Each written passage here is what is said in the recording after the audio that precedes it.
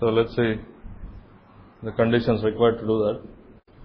So here I will consider only the latch, right? I am not considering the entire flip-flop. I will just consider the positive feedback part of it and see.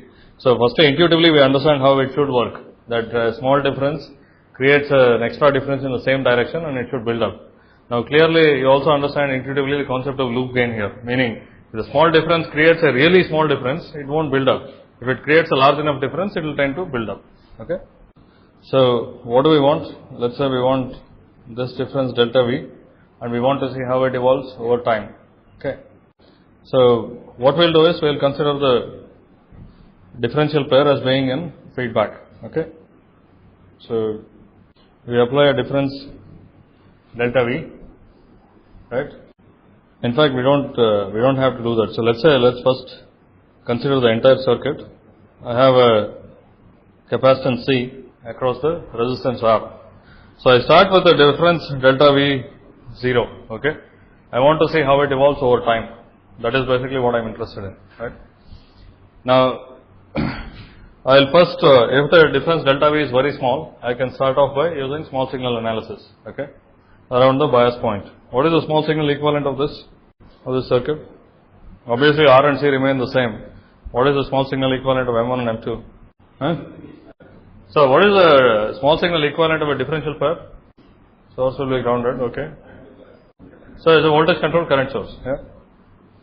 So, and I will ignore the output conductance of M2, and if I do want to include it, we can see that it will appear across R. So any output conductance of the transistors can be absorbed into the load resistance R. Okay. So if this is V1, V2, this is GM V1, this is GM V2, okay, and this is also grounded, of course. Okay. Now we just write the differential equation governing the circuit and then find out how it behaves under an initial condition. Okay. There is no external input to this. We are only interested in the natural response of the system. And that's quite simple. We write Kirchhoff's law at the two nodes. We have only two nodes here. And I'll write it in a differential form because it will be, that's what really we are interested in. We are not interested in if V1 and V2 go up simultaneously. The logic state is when V1 and V2 are different from each other. So we are interested in the difference voltage V1 and V2. So if I call the differential voltage VD, this turns to, is there something wrong with this? GM VD minus VD by R plus VD times SC equal to 0. Okay. What is the natural response of this? What is the order of the system? First order. Okay. So in differential conditions, it's first order, although it has two capacitors. What is the natural response of the system? So it's a first order. There is only one exponential in the natural response. What is the exponent and what is the coefficient? So you know what the natural response is, right? So if you have a certain differential equation and there is no external stimulus to it, so basically this is a homogeneous solution to the equation, and there is a certain initial condition on the variable and its derivatives. In this case, we are interested in first order, so there is only there is initial condition on the variable, not the derivatives. Okay. So there is some initial condition. What I want is VD as a function of time, and I also know that because it's a first order system, there is one exponential in the equation. So what is the coefficient of t here and what is the coefficient here? That's all we want to determine. Gm minus 1 by R by C. Okay. Negative of this? Why did you say that? Yeah, I mean from the answer it looks like it shouldn't die out, but why is it negative? It is not negative, it's just, it is positive. Okay. And what is this? VDS. Is everyone comfortable with this, or some of you are not understanding where I am going at all? So let's say I have just an R and C, right? The equations governing this would have been, if this was VD by R plus VD times SC equal to 0. And the natural response of this will have E to the minus whatever the coefficient of S is, for instance in this one, okay, T by RC. So it is negative. Now in this case what we have is this plus some negative term, okay, minus GMVD plus this whole thing. So the GM comes as a positive term in the exponent. And this is VD of 0, that's trivial because at time equal to 0 you should get the initial condition. Is it okay or not? And what is the condition for it to build up rather than die out? GM must be greater than 1 over R. And this R includes whatever load resistance you have in parallel with whatever the output conductance the transistor has. Okay. So for the latch to be stronger and stronger, that is for it to build up from a smaller and smaller initial condition, the GM has to be larger and larger. Basically, our GM times R product has to be large. Okay. It's actually not the GM times R product. We will see what that is in a moment. What is the quantity of interest here? That is, I have a certain period by which it has to regenerate, right? If I wait indefinitely long, even if GM is infinitesimally larger than R, larger than 1 over R, it will regenerate. Okay. What is the effect of making GM smaller and smaller? Huh? Yeah, actually, firstly, this is the response of the linear equivalent circuit. Okay, we have not considered non-linearity at all. So the exponential, let's say this is the initial condition. This is VD. It will do this. Okay, and this curve will be VD of 0 e to the GM minus 1 over R T over C. Okay. Now, if GM reduces, what happens?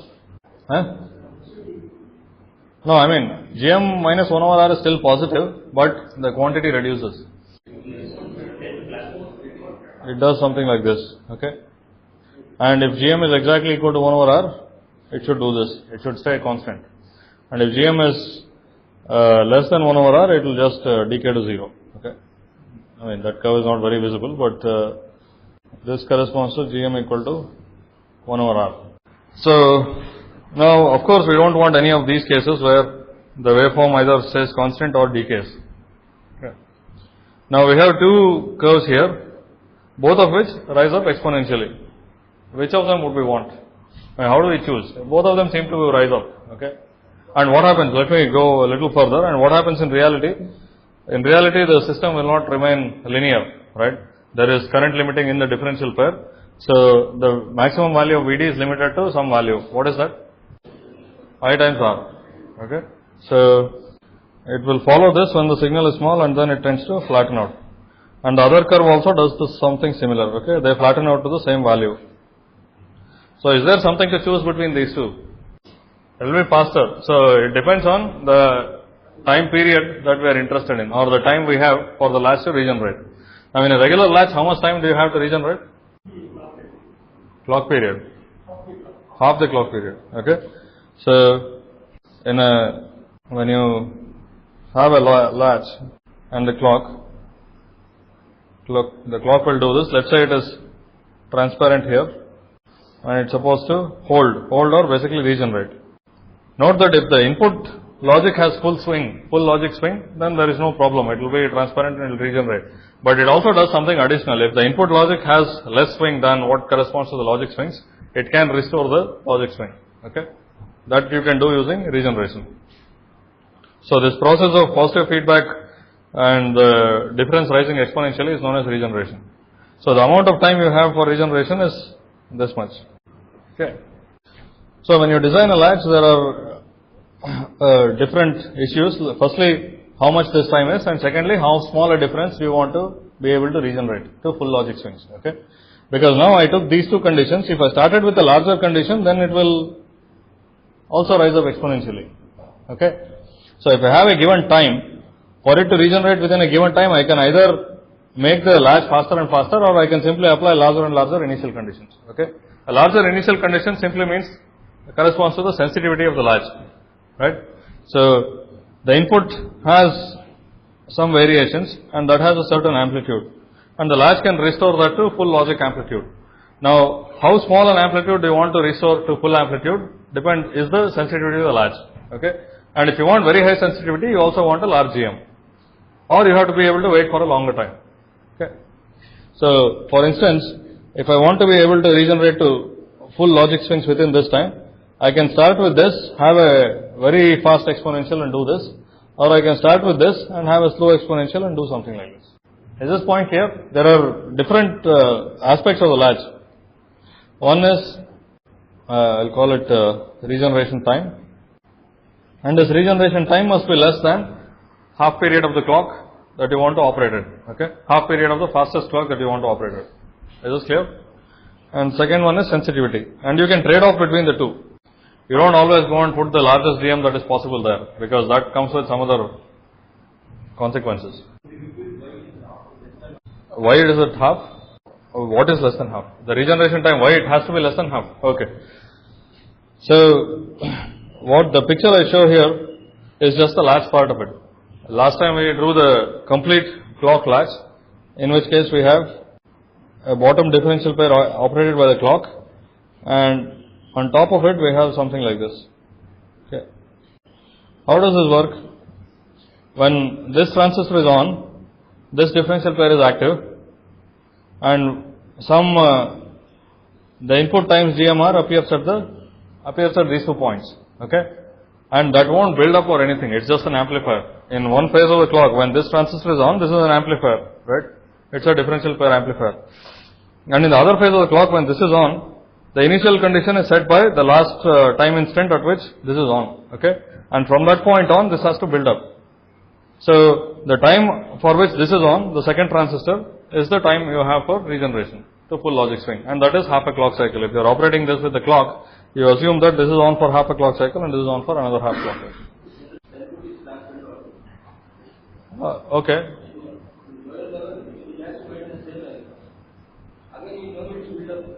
No, that depends on the sensitivity. I mean, you are assuming that your input has full logic swing. In that case, there is no need to build up. But your logic may have reduced in swing. Then you have to restore the logic level. Okay. For that, you need this. And in fact, we'll use this very heavily when you want to make decisions. For instance, you're familiar with some basic communication stuff, right? So you have a digital signal plus some noise. Digital signal itself may have even the full amplitude, but digital signal plus noise can have a smaller amplitude. Okay, and that has to be, you have to distinguish that between 0 and 1. So for that, you need a sensitivity of 0. Basically, if you have an ideal comparator, if anything is positive, it will give you one polarity. If it's anything is negative, it will give you another polarity. Of course, in reality, nothing can give you such a sharp characteristic. So that means that the sensitivity has to be made smaller and smaller. Of course, it depends on what you want it for, right? So, but if it's already restored from another latch, maybe you don't need that much. Okay, then you design it for smaller sensitivity. So, if you have a small swing signal which you have to interpret as logic, then you have to restore the value of that signal. That is the meaning of interpreting it as logic, right? That's the meaning of a comparator, isn't it?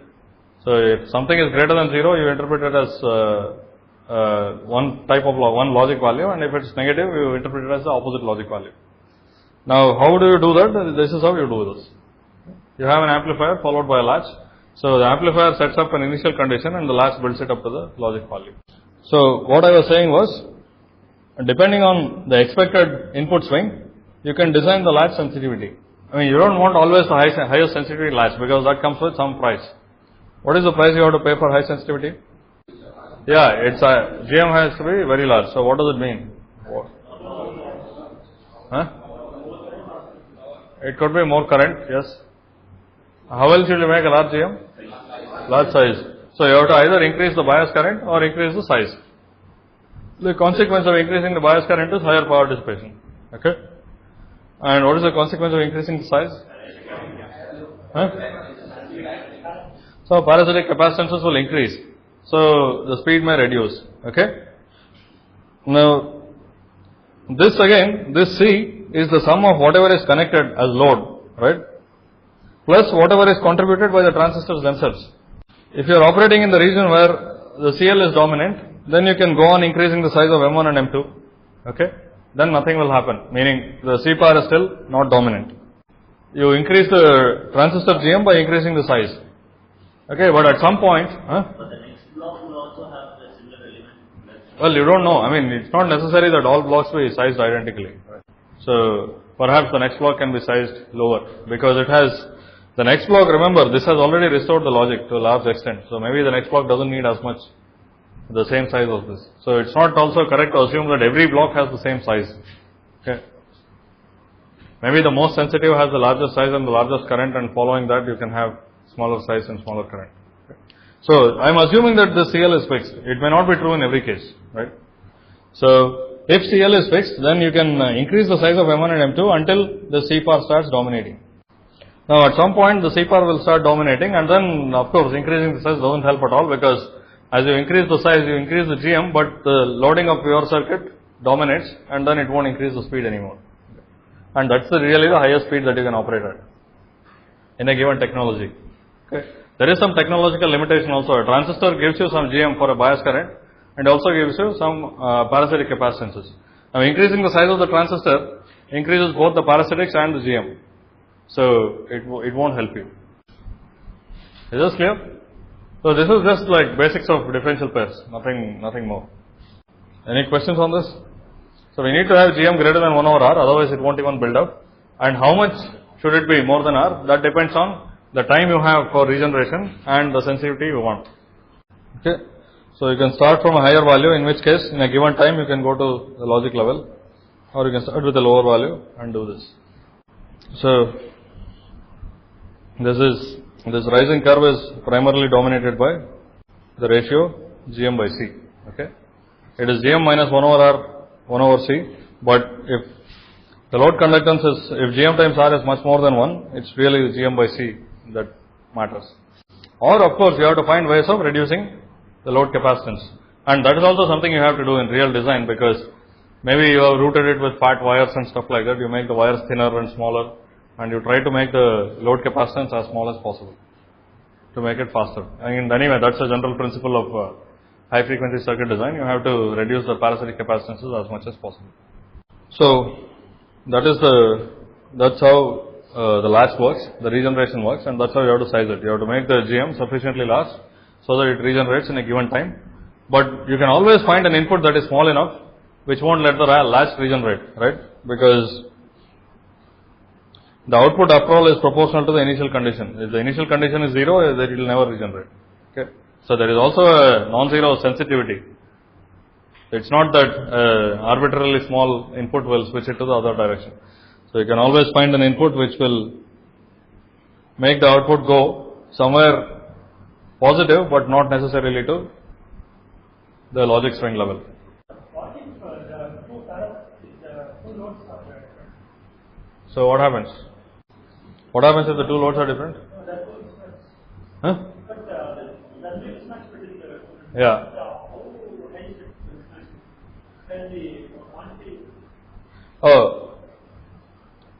So what do you expect if the two loads are different? What will happen? If these two loads are different, what will happen?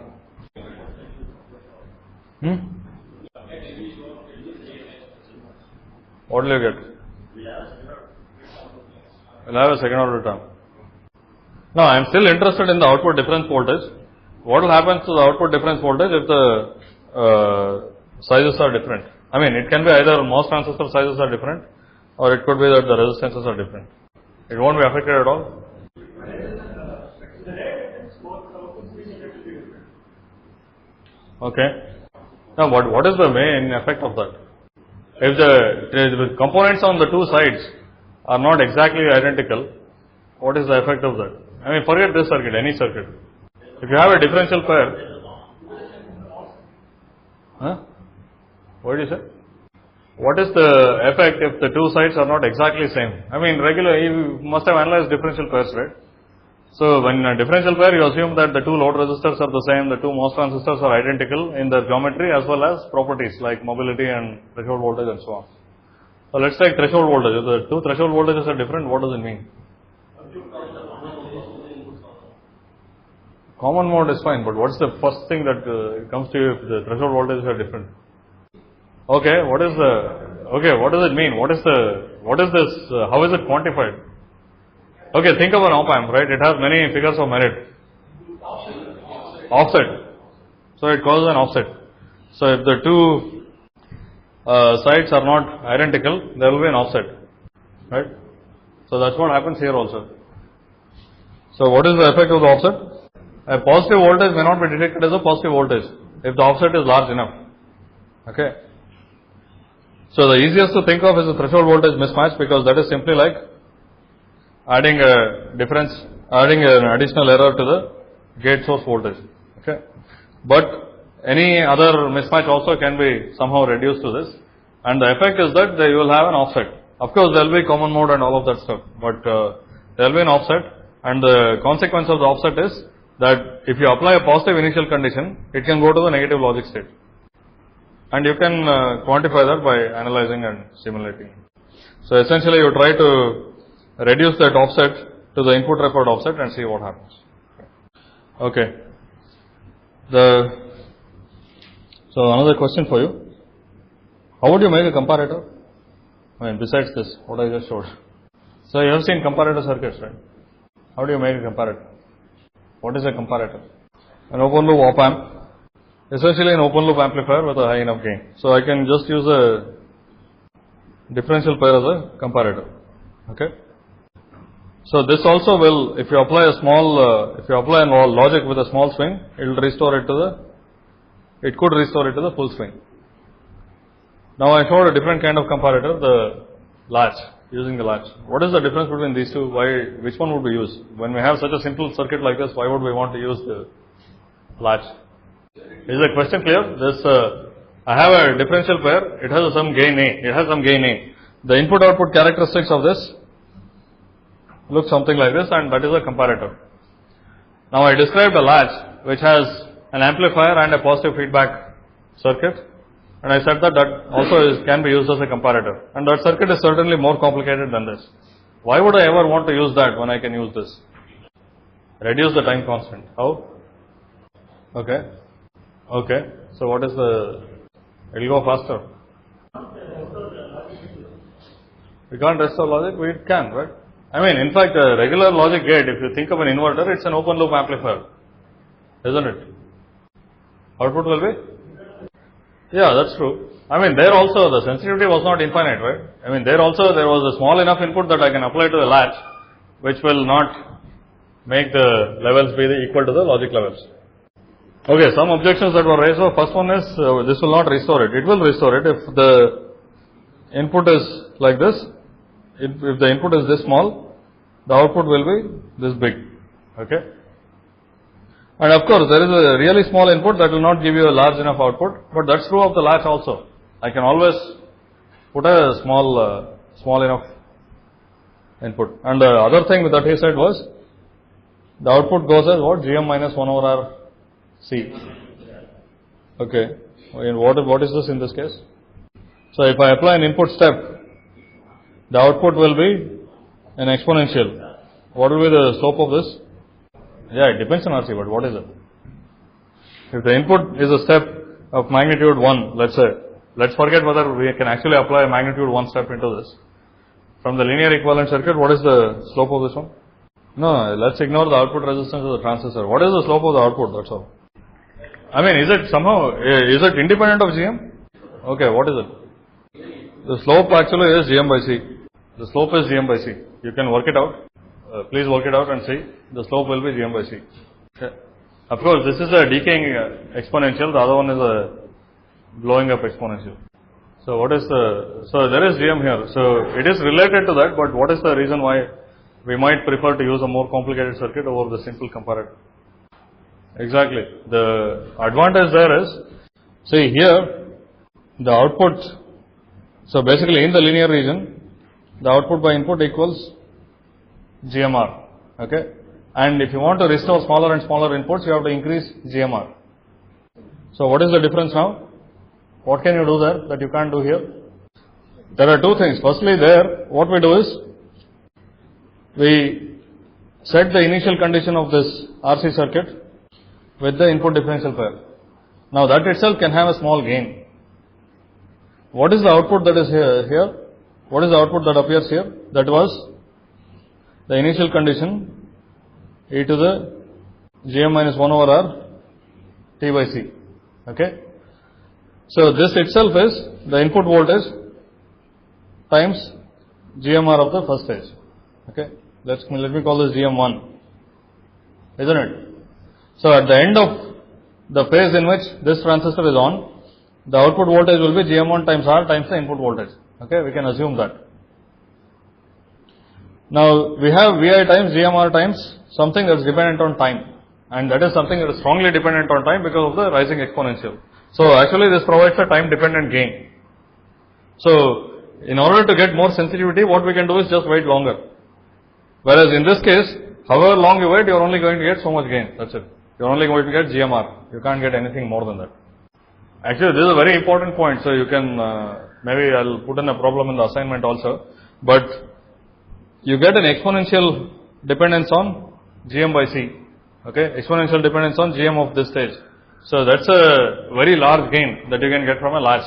A positive feedback will give you very large gain, right? The only thing is, it is dependent on time, and if you wait long enough, you will get the right value of gain. So, you can get much larger gains using positive feedback than by using just an amplifier. That's why you prefer to use a latch when you want to do this logic restoration, when you want to basically make a comparator. Is this okay?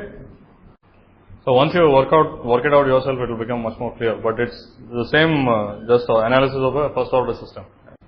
So, now if this is so great, why don't we use it everywhere? Why do we even use this amplifier? Now, you have all these circuits that you see in papers. Part of the job is to also think about if it's necessary or not, right? You shouldn't be just making circuits because I said you should make it this way. So, I showed this great demonstration where the gain of this can be much more than this and all of that stuff. So, why do we even use this? This is so nice. Why is this not inside an op-amp? Where we want high gains. What about it? Actually, that is a very good point. So, this is a linear amplifier. Of course, it has some limits on linearity in that if you apply a very large input, it is non-linear. But this one, any input you apply, you wait long enough, it will take it to the saturated values, right? So, it will saturate. The output will not be proportional to input. That's why we can't use this as a regular amplifier. I mean, where we want proportionality to the input. But we want a really high gain and saturation, we can use this. Okay. It has high gain, but it saturates. In fact, you can very easily see that for a range of inputs, the output will always be the saturated value. Whereas here, at least there is some semblance of proportionality. So, you can't use this as a continuous time amplifier easily.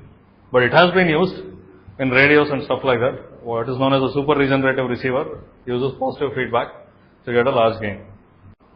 It's harder to use. Let me not say that it's impossible. You can always find out creative ways of using it so that you can get a large gain. If you don't let it saturate, you can perhaps use it. But the main reason for using this is this has an exponential dependence on GMR, whereas this has a linear dependence on GMR. So, by waiting long enough, you can always get a larger gain from the latch than you can get from the linear amplifier. So, all this is to tell you how to size the latch, because this is a positive feedback circuit and a lot of these things depend on the process parameters. You will have to use simulation extensively, but it's not some shooting in the dark kind of simulation, right? There is a definite direction to it. If you want to have shorter time, you have to increase, if you have a shorter time to regenerate, you have to increase the value of GM. And at some point it becomes futile because your increasing GM also starts increasing your capacitance and it won't work anymore. So, all of things come into picture when you try to design this for high speeds. And also at any speed for any circuit, you would like to burn as little current as possible. So, you should also not go and over design. So, maybe your latch is already working, then you can scale down the GM and scale down the currents and see if it's still working. Okay. That is something again you have to do. Just because it's working doesn't mean you should keep it there, because again the emphasis is on low power. Why is power an important thing? Why is power dissipation of electronic circuits important? Huh? Packaging. In what way? Dissipate the heat. So, power dissipation basically means heat. So, anytime a transistor, when you say a transistor is dissipating power, that means the transistor is heating up. Okay.